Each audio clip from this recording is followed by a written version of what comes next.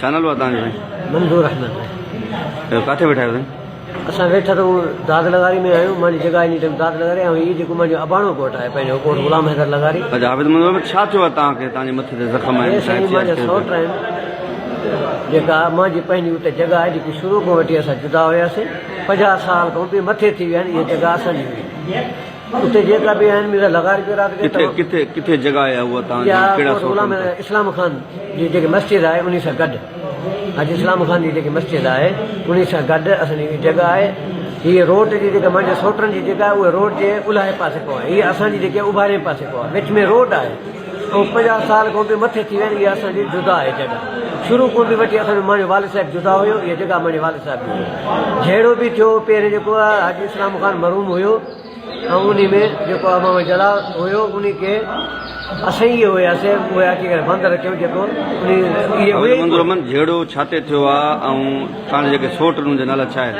मुंहिंजो जेको सोट अब्दुल्ला अनवर जेको कराची खां आयो आहे ऐं ॿियो हिते जेको रहंदो आहे इजाज़ अहमद ऐं आफ़ताब अहमद। इहे टई आया आहिनि। बाक़ी चयो त असांखे जेको आहे हिसो बि ॾे ऐं असांखे पैसा ॾे। भई मां पैसा छा ॾियां? हीअ जॻह मुंहिंजी आहे। 50 साल थी को बि मथे थी वियो। इहा असांजी जॻह आहे। मां पैसा तव्हांखे छा ॾियां? असल इहो अब्दुल्ला जेको आहे इहो ब्लैकमेलर आहे।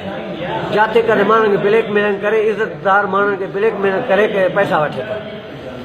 हाणे तव्हांजो छा मुतालबो आहे? मुंहिंजो मुतालबो इहो आहे त मां एस पी साहिब खे ऐं आला अमरदार DIG IG खे मां अपील थो कयां मां त इंसाफ़ कयो वञे ऐं तव्हां भल इंक्वायरी कयो। भोजन को पुछो, भीलनि को पुछो। उते थोरी वेठा आहिनि, भील वेठा आहिनि ऐं टांवरी वेठा आहिनि, ॿिया क़ौम वेठियूं आहिनि। तव्हां सभिनि को पुछो, उहे तव्हांखे इहे शइ चवंदा इहा जॻह माण्हू गुलाम अकबर जी आहे, मुंहिंजे वालिद साहिब जी आहे। शुरू खां वठी इहे जुदा आहे।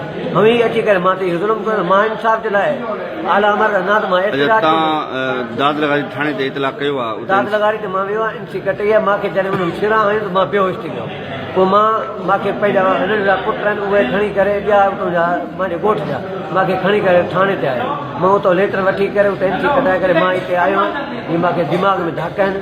तव्हां ॾिसो था ऐं मुंहिंजी आला अमलदार खे इहा अपील आहे त मां सां इंसाफ़ कयो।